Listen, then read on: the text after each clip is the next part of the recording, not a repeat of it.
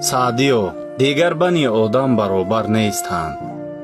جملگی اعضای یک اندام و پیکر نیستند.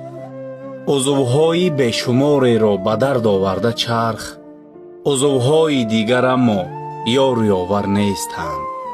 کودکی چشمابی غرب و سیاه چشمی عرب در نگاه غربیان اکنون برابر نیستند. شاید طفلانی که اکنون در فلسطین زنده اند تا رسد شعرم بر این مصرات دیگر نیستند. در نگاه غربیان امروز در مشرق زمین مادرانی داغ کودک دیده مادر نیستند.